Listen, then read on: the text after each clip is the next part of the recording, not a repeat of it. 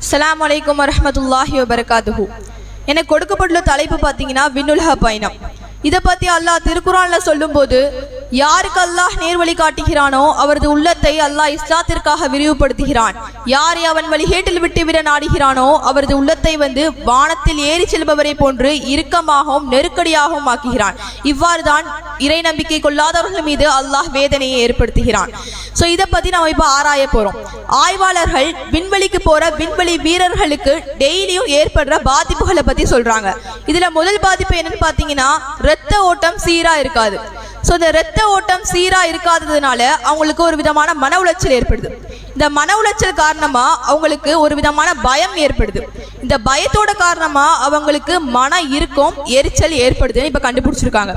அது இல்லாமல் இந்த இரத்த ஓட்டம் சீராக இருக்காததுனால எலும்புகளும் சதைகளும் இயங்குவதில் சிக்கல் ஏற்பட்டு முடங்கி விடுது. இதனால அவங்க என்ன பண்ணுறாங்க அப்படின்னா, டெய்லியும் 2 மணி நேரம் உடற்பயிற்சி எக்ஸசைஸ் பண்ணுவாங்க. இந்த எக்ஸசைஸ் பண்ணலை அப்படின்னா பூமிக்கு வந்ததுக்கு அப்புறமா அவங்களோட எலும்புகளும் சதைகளும் ஓரடியாக முடங்கிரும். இதனால அவங்களுக்கு ஊனம் கூட ஏற்படலாம் அப்படின்னு சொல்லி இப்போ கண்டுபிடிச்சிருக்காங்க. நம்ம இப்போ நிற்கிறோம் அப்படின்னா இதுக்கு கிராவிடேஷனல் ஃபோர்ஸ், புவியீர்ப்பு விசை காரணம். ஆனால் அங்கே புவியீர்ப்பு விசை அப்படிங்கிறது 0. ஸோ புவியீர்ப்பு விசை 0வாக இருக்கும்போது ரத்தம் தலைக்கு தள்ளப்படுது. இந்த தலையில் அதிக அளவு கனம் இருப்பதால் அவங்களுக்கு தலைவலி ஏற்படுது. அதுவும் இல்லாமல் புவியீர்ப்பு விசை 0வாக இருக்கிறதுனால மலம் ஜலம் கழிக்கிறதுல கூட சிக்கல் ஏற்படுது அப்படின்னு சொல்லி இப்போ ஆய்வாளர்கள் கண்டுபிடிச்சது. ஆனால் இதை 1400 வருஷத்துக்கு முன்னாடியே அல்லாஹ் திருக்குரான்ல சொல்றான், வானத்தில் ஏறி செல்பவரை போன்று இறுக்கமாகவும் நெருக்கடியாகவும் நான் ஆக்குவேன் அப்படின்னு சொல்லி சொல்றான். இதுலேருந்து என்ன தெரியுது? திருக்குரான் இறைவனுடைய அத்தாட்சி என்பது தெரிகிறது. அஸ்ஸலாமு அலைக்கும் வரஹ்மத்துல்லாஹி வபரகாத்துஹு.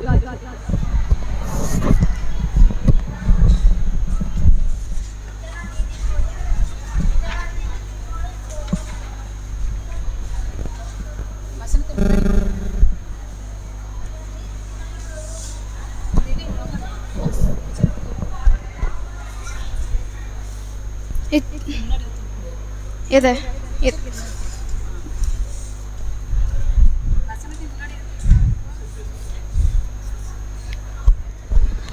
அஸ்ஸலாமு அலைக்கும் வரஹ்மத்துல்லாஹி வபரகாத்துஹு. எனக்கு கொடுக்கப்பட்ட தலைப்பு, தோள்களில் தான் வேதனை உணரும் நரம்புகள் உள்ளன. இதை பற்றி அல்லாஹ் குர்ஆன்ல 4:56ல சொல்றான், இன்னல்லதீன கஃபரு பி ஆயாத்தினா சௌஃப நுஸ்லீஹிம் நாரன் குல்லமா நதீஜத் ஜுலூதுஹும் பத்தல்நாஹும் ஜுலூதன் வைரஹா லியதூகுல் அஸாப இன்னல்லாஹ கான அஸீஸன் ஹகீமா. பொருள், நமது வசனங்களை மறுப்போரை நரகத்தில் நுழையச் செய்வோம். அவர்களுடைய தோள்கள் கருகும் போதெல்லாம் அவர்கள் வேதனையை சுவைப்பதற்காக அவர்களுக்கு வேறு தோள்களை மாற்றுவோம். அல்லாஹ் மிகைத்தவனாக நுண்ணறிவாளனாகவும் இருக்கிறான். இந்த வசனத்திலே அல்லாஹ் நரகவாசிகளின் தோள்கள் கருகும் போதெல்லாம் அவர்கள் வேதனையை சுவைக்க வேண்டும் என்பதற்காக அவர்களுக்கு வேறு தோள்களை மாற்றிக்கொண்டே இருப்போம் என்று கூறுகிறான். வேதனை உணரும் வேதனை நரம்புகள் நமது தோள்களில் தான் இருக்கிறது. அது கரிந்துவிட்டால் நமக்கு மூளைக்கு எந்த ஒரு வேதனையும் செல்லாது. சிறு தீக்காயம் ஏற்பட்டவன் துடிக்கிறான், ஆனால் பெருமளவு காயம் ஏற்பட்டவன் துடிக்காமல் படுத்து கிடக்கிறான். அவன் சிறுமடங்கு காயம் ஏற்பட்டவனை விட அவன் பன்மடங்கு துடிக்க வேண்டும், ஆனால் அவன் துடிக்காமல் படுத்து கிடப்பதை நாம் பார்க்கிறோம். காரணம், தீக்காயத்தின் வேதனையை உணரும் மனிதனுடைய தோல் கரிந்து விட்டால் அவனுக்கு எந்த ஒரு வேதனையுமே தெரியாது. இது தற்போது விஞ்ஞானிகளால் கண்டுபிடிக்கப்பட்டுள்ளது. ஆனால் 1400 வருடங்களுக்கு முன்பே குர்ஆன்ல அல்லாஹ்வால் இந்த வசனம் எழுதப்பட்டிருக்கு. இதிலிருந்து குர்ஆன் என்பது அல்லாஹ்வுடைய அத்தாட்சி என்று நமக்கு தெரிய வருது. அஸ்ஸலாமு அலைக்கும் வரஹ்மத்துல்லாஹி வபரகாத்துஹு.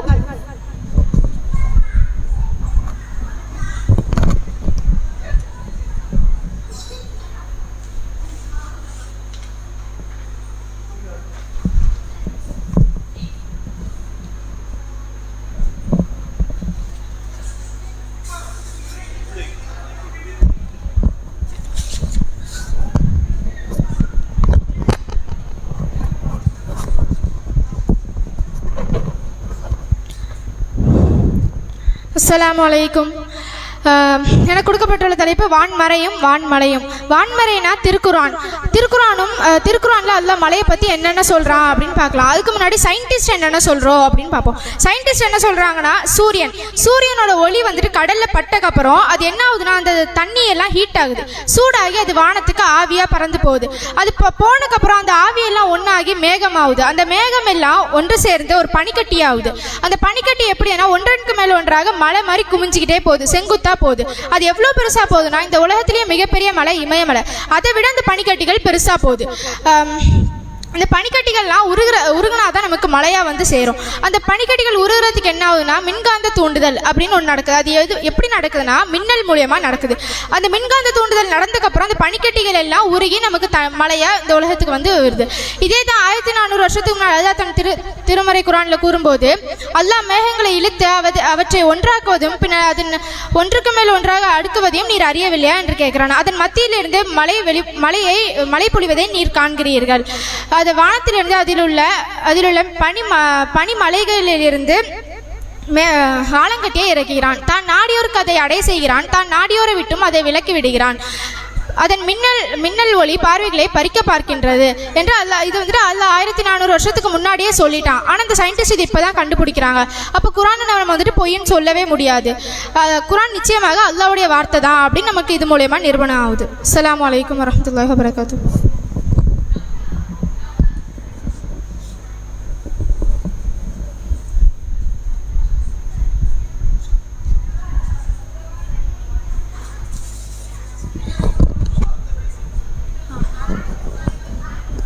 நான் இப்படி சைடாக வந்து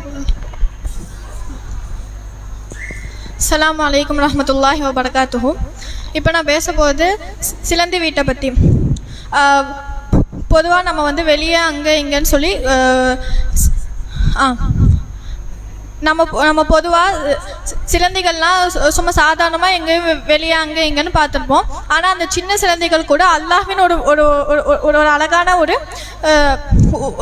ஒரு படைப்பு தான் அப்படின்னு சொல்கிறோம். இன்னும் இந்த உலகத்தில் 46,000க்கும் மேற்பட்ட சிலந்தி வகைகள் இருக்குது அப்படின்னு சொல்லிட்டு சொல்கிறாங்க. அல்லாஹ் இந்த வசனத்தில் சொல்கிறான், மசலல்ல தீன தகதும் மேதோனில்லாஹி அவுலியா மசலல் அன்கபூத்தி இத்தகத்த பைத்தா வைன் அவுஹனல் புயூத்தி லபைத்துல் அன்கபூத்த லவ்கானு தாலமோன். அல்லாஹ்வை இன்றி மற்றவர்களை பாதுகாப்பாக எடுத்துக்கொண்டோருக்கு எடுத்துக்காட்டு சிலந்தி பூச்சியை போன்றதாகும். அதோட வீட்டை கெட்டுகிறது. வீடுகளில் ரொம்ப பலகீனமானது சிலந்தி பூச்சியின் வீடு தான் அப்படின்னு சொல்லிட்டு சொல்கிறோம். இன்னும் இந்த வசனத்துலேருந்து நம்மளுக்கு என்ன புரிய வருதுன்னா, அல்லாஹ்வை விட்டுட்டு வேற ஆள்கிட்ட போய் நம்ம வந்து உதவி கேட்டால் அது நம்மளுக்கு கேடுதான் அப்படின்னு சொல்லிட்டு தெரிய வருது. இன்னும் என்னதுன்னா அந்த சிலந்தியோட நூல் இருக்குல்ல, அந்த சிலந்தியோட நூல் எப்படின்னா இரும்பை விட 5 மடங்கு ரொம்ப ஸ்ட்ராங்காக இருக்குது அப்படின்னு சொல்கிறாங்க. ஆனால் அல்லாஹ் இந்த வசனத்தில் என்ன சொல்கிறான்னா பலகீனமான வீடு அப்படின்னு சொல்லிட்டு சொல்கிறான். ஆனால் இதையும் ஆய்வாளர்கள் வந்து இது தப்பு, இந்த குரானில் தப்பு வந்திருக்கு அப்படின்னு சொல்லிட்டு சொல்கிறாங்க. ஆனால் அல்லாஹ் வந்து என்ன சொல்கிறான்னா அந்த நூலை பற்றி பேசவே இல்லை, அந்த வீட்டை பற்றி தான் பேசுகிறான். பொதுவாக ஒரு வீடுனா அப்படி இருக்கும், அம்மா அப்பா பிள்ளைகள் எல்லோரும் சேர்ந்து ரொம்ப சந்தோஷமாக இருப்போம். ஆனால் சிலந்தியோட வாழ்க்கையில் அப்படி கிடையாது. எப்படின்னா ஒரு பெண் சிலந்தி வந்து ஒரு வீட்டை கெட்டுது, அதுக்கப்புறமா அது வந்து ஒரு ஆண் சிலந்தியோட அது வந்து ப்ரெக்னென்ட் ஆகுது. அதுக்கப்புறமா அந்த பெண் சிலந்தி என்ன பண்ணுதுன்னா அந்த ஆண் சிலந்தியவே அது கொன்றுது. அதுக்கப்புறமா அந்த குட்டிகள்லாம் அந்த பெண் சிலந்தி வந்து குட்டி போடுது. அதுக்கப்புறமா அந்த குட்டிகள்லாம் நிறைய குட்டி இருக்கும் தானே, அந்த குட்டிகள்லாம் சேர்ந்து என்ன பண்ணுதுன்னா அந்த தாய்மார் அந்த அம்மாவை சாவடிச்சிடுது. அந்த அம்மாவை சாவடிச்சிடுது. இதை தான் அல்லாஹ் வந்து ரொம்ப பலகீனமான வீடு அப்படின்ட்டு சொல்கிறான். இந்த விஷயங்கள்லாம் நம்மளுக்கு வந்து குரானில் எப்போ வந்துடுச்சு. ஆனால் ஆய்வாளர்கள்லாம் இதை தான் இப்போ தான் கண்டுபிடிக்கிறாங்க. ஸோ குரானுக்கும் சயின்ஸுக்கும் ரொம்ப தொடர்பு அதிகமாக இருக்குது அப்படின்றது நான் சொல்ல வரேன். அஸ்ஸலாமு அலைக்கும்.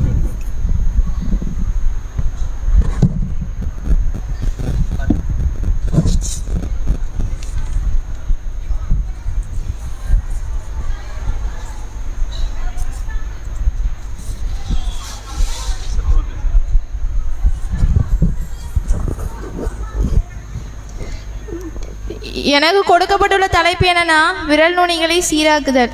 அல்லாஹ் சொல்றான், விரல் நுனிகளையும் சீராக்குதல். மனிதனை மீண்டும் என்னால் படைக்க முடியும் என்று குறிப்பிடும் இறைவன் விரல் நுனிகளையும் சீராக்க முடியும் என்று சொல்றான். அல்லாஹ் வந்து 75:4 சொல்றான்,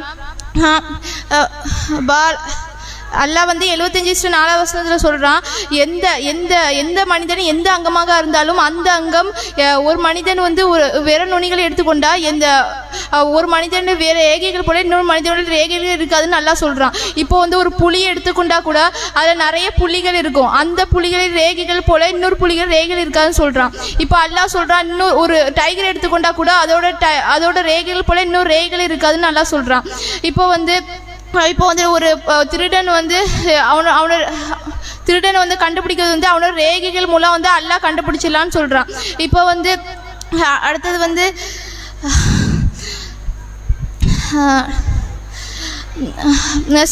பிரான்சிஸ் கால்டன் என்பவர் 1892 சொல்கிறோம், ஒரு மனிதன் வந்து இன்னொரு மனிதன் வந்து முழுமையாக வேறுபடுவது விரல்களில் அமைந்திருக்கும் ரேகைகள் தான் சொல்கிறோம். இதை விட முக்கியமான பகுதிகள் மனித உள்ளில் இருந்தாலும் விரல் நுனிகளை மட்டும் குறிப்பிட்டு சொல்வதற்கு காரணம் என்னவென்றால் மனிதனின் எந்த அங்கமாக இருந்தாலும் அந்த அங்கம் குறிப்பிட்ட மனித என்றால் உறுதியாக சொல்ல முடியாது. இதில் வந்து நம்ம என்ன அப்படின்னா, ஒரு மனிதர் ரேகைகள் போல இன்னொரு மனிதர் ரேகைகள் இருக்காது என்று நாம் புரிந்து கொள்ள வேண்டும்.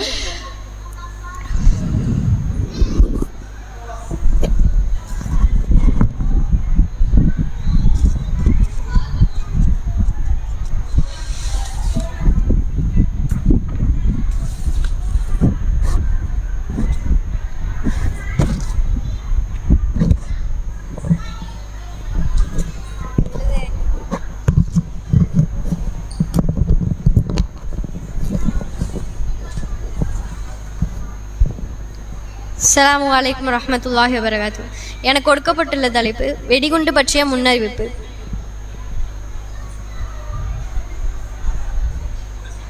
இந்த 105வது அத்தியாயத்தில் அல்லாஹ் சொல்கிறான், அலம் தர கைஃப ஃபஅல ரப்புக பி அஸ்ஹாபில் ஃபீல். உமது இறைவன் யானை படையினரை எவ்வாறு ஆக்கிவிட்டான் என்பதை நீர் சிந்திக்கவில்லையா?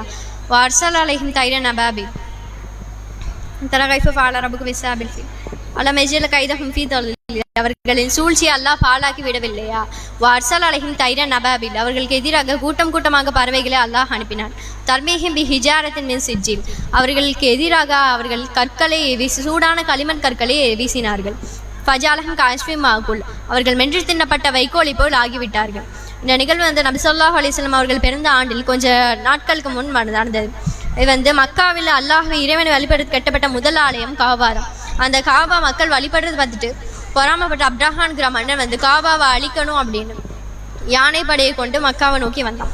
அப்போ அல்லாஹ் வந்து அபாபில்ங்கிற பறவைகள் மூலமாக இந்த கற்களை வீசி அந்த யானை படையை வந்து அழித்தான். இந்த செய்தி மூலமாக 2 விஷயங்களை வந்து அறிந்து கொள்ளலாம். ஒன்று, அல்லாஹ் சொல்கிறான், கடந்த காலத்தில் என்னுடைய அருளை கொண்டு நான் உங்களை பாதுகாத்தேன், எனவே அதை எண்ணி பார்த்து எனக்கு நன்றி செலுத்துங்க அப்படின்னு சொன்னான். இன்னொரு விஷயம் வந்து வெடிகுண்டை பற்றியது.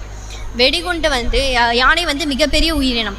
அதை வந்து சிறிய பறவைகளால் வந்து கற்களை வீசி வந்து அழிச்சிருக்க முடியாது. கற்கள் வந்து சாதாரண கற்கள் இல்லாமல் சூடான களிமண் கற்கள் அப்படின்னு குரானில் வந்து சொல்லப்பட்டிருக்கு. சூடான களிமண் கற்கள் அந்த கல்லே வெளிப்படையாக இருக்கக்கூடிய சூடு இல்லை. ஆனால் யானைகளை அழிக்கிற அளவுக்கு அந்த அளவுக்கு சூட பறவைகளால் வந்து சுமந்து கொண்டு வந்து இது பண்ணியிருக்க முடியாது. எனவே அது கல் போடப்பட்டதுக்கு அப்புறமா கீழே இருந்து இருக்கக்கூடிய அந்த சூடை தான் வந்து இது குறிக்குது. ஸோ வெடிகுண்டும் இந்த மாதிரி தான் செயல்படுது. வெடிகுண்டு போடப்படுறதுக்கு முன்னாடி அது சாதாரண பொருள் மாதிரி தோடலாம். ஆனால் அது போட்டதுக்கு அப்புறம் தான் போடக்கூடிய இடத்துல பாதிப்பை ஏற்படுத்தி ஸோ அந்த மாதிரி தான் இந்த பறவைகளும் அந்த யானைப்படையை வந்து அடிச்சிருக்கு.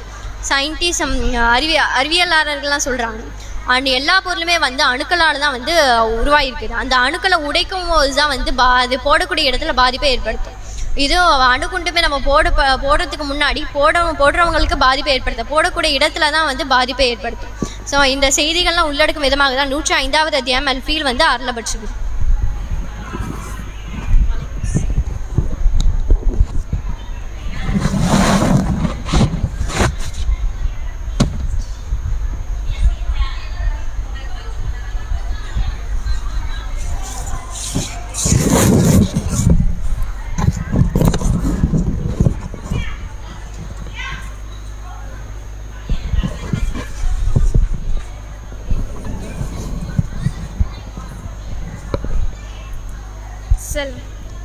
அஸ்ஸலாமு அலைக்கும் வரஹ்மத்துல்லாஹி.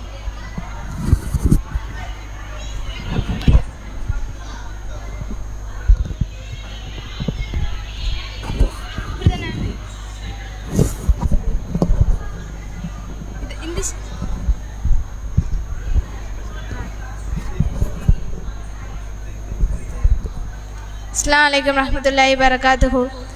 இது வந்து தேனீக்களும் தேனும் டாபிக் வந்து தேனீக்களும் தேனும். இதில் அல்லாஹ் வந்து தேனீக்கு வந்து கட்டளை இட்டுருக்கான், மலையிலையும் மரத்துலையும் கட்டிடத்துலையும் வந்து நீ வந்து உன்னோட கூடை கெட்டிக்கோ அப்படின்னு சொல்லி அல்லாஹ் வந்து தேனீக்கு கட்டளை இட்டுருக்கான். அது மட்டும் இல்லாமல் தேனியை வந்து எதில் சாப்பிட சொல்லிக்கிறான்னா மலர்களில் வந்து சாப்பிட சொல்லிக்கிறான். அது மலரில் வந்து டேரெக்டாக வந்து தேனை எடுத்து சாப்பிடாது, அது வந்து ஒரு ஆசிடை தான் எடுத்து சாப்பிடும். அப்படி சாப்பிட சொல்ல அது வயிற்றுக்குள்ளே போனதுக்கப்புறம் தான் அது வந்து தேனாகவே மாறும். அதுக்கப்புறம் அந்த சாப்பிட்ட ஒவ்வொரு தேனை எடுத்து சாப்பிட்டதும் அது வந்து தேனி வந்து எல்லா தேனிக்குமே வந்து அது வாயில் வந்து வாந்தி எடுக்கும், வாமிட் பண்ணும். வாமிட்டு அது எல்லா தேனும் அப்படி இப்படி பாஸ் பண்ணி விடும். அப்படி ஒன்றுனா அது வாமிட் பண்ண அந்த தேனோட டேஸ்ட் வந்து கூடும், சுவை வந்து கூடிக்கிட்டே போகும். அதை வந்து அதோட கூட்டில் வந்து சேமித்து வச்சுக்கும். இதை வந்து 1400 வருஷம் முன்னாடியே நபி வந்து இதை வந்து சொல்லிக்கிறோம். எழுத படிக்காது தெரியாத நபி எப்படி இதை சொல்லிப்போம்? அல்லாஹ் மூலயமா தான், அல்லாஹ்வுடைய துணையாலும் குரானோட ஹதீஸ்னாலேயும் தான் நபி வந்து இதை சொல்லிக்கிறோம். அது மட்டும் இல்லாமல் நபி வந்து சொல்லிக்கிறோம், தேனை வந்து சாப்பிட்டவங்களுக்கு மனிதனுக்கு இதில் நோய் நிவாரணமும் இருக்குது. இதை வந்து தீக்காயம், அதுக்கப்புறம் தொண்டை புண்ணு, தொண்டை வலி எல்லாத்துக்குமே வந்து இந்த தேன் சாப்பிட்டா நோய் நிவாரணம் வந்து கிடைக்கும் மனிதனுக்கு அப்படின்னு சொல்லிட்டு நபி சொல்லிக்கிறோம். அல்லாஹ் குரான்லையும் சொல்கிறான், இதில் வந்து சிந்திப்பவங்களுக்கு இதில் வந்து சான்று இருக்குது அப்படின்னு சொல்லி அல்லாஹ் திருக்குரானில் சொல்கிறான். அஸ்ஸலாமு அலைக்கும்.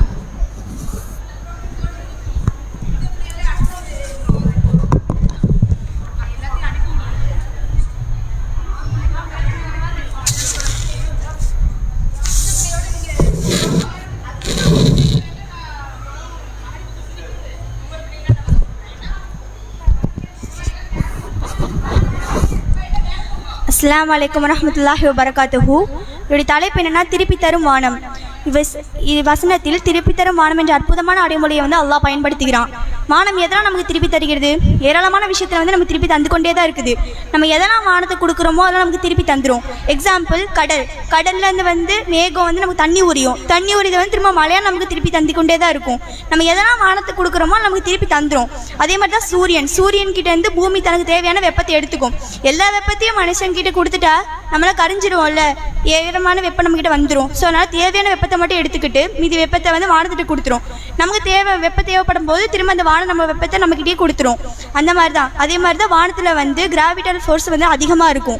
கிராவிட்டி ஃபோர்ஸ் அதிகமாக இருக்கிறதுனால நம்ம அனுப்புகிற அந்த ஏரோப்ளைன் அப்புறம் ஹெலிகாப்டர்லாம் வந்து மேலே நம்ம பறக்க விடுறோம், அது மேலே பறந்துட்டே போயிட்டு இருக்காது. இங்கே கிராவிட்டி ஃபோர்ஸ் இருக்கனால வந்து மிதக்க தான் செய்யும். ஸோ அதனால் எதாக இருந்தாலும் இங்கே மேலே மிதக்க தான் செய்வோம். நம்மளே ஸ்பேஸுக்கு வந்து மிதக்க தான் செய்வோம். அந்த மாதிரி தான் ராக்கெட் வந்து சேட்டலைட்டை வச்சு மேலே அனுப்பிவிடுவோம். ராக்கெட் வந்து சேட்டலைட்டை வச்சு எதுக்கு அனுப்பிவிடுறோம்? சேட்டலைட் வந்து பூமியில் அப்புறம் வந்து சோலார் சிஸ்டமில் மொத்தத்துலேயுமே என்னென்ன மாற்றம்லாம் நடக்குதுன்றதை வந்து கீழே சொல்லிகிட்டே இருக்கும். ஸோ அதனால தான் நம்ம வந்து மேலே அனுப்புகிறோம். அதுவும் கிராவிட்டி ஃபோர்ஸ் இருக்கிறதுனால மேலே மிதக்க தான் செய்யுது. அதே மாதிரி தான் நம்மளுடைய அந்த சேட்டலைட்டோட சிக்னல் தான் வந்து நம்ம கீழே ஆண்டனா அப்புறம் வந்து டவர் அதுக்கெலாம் வந்து சிக்னல் கொடுக்குது. டவரோடைய சிக்னல் வந்து எப்படின்னா நம்மளுடைய ஃபோன், நம்ம யூஸ் பண்ணுற mobile phone, telephone, computer, TV இந்த மாதிரி நம்ம யூஸ் பண்ணுற ஏராளமான திங்ஸுக்கு வந்து யூஸ் ஆகுது. சேட்டலைட்டில் இந்த சிக்னல் டவருக்கு வருது, டவர் வந்து நம்ம யூஸ் பண்ணுற திங்ஸ் எல்லாத்துக்குமே வருது. இந்த வழியை வந்து நபி ஸல்லல்லாஹு அலைஹி வஸல்லம் சொல்லியிருக்காங்க. அதுவும் 14 நூற்றாண்டுக்கு முன்னாடியே சொல்லியிருக்காங்க. அவங்களால எப்படி சொல்ல முடியும்? அப்போ இது கண்டிப்பாக அல்லாஹ் சொன்ன அடைமொழியாக தான் இருக்கணும். அஸ்ஸலாமு அலைக்கும் வரஹ்மத்துல்லாஹி வபரகாத்துஹு.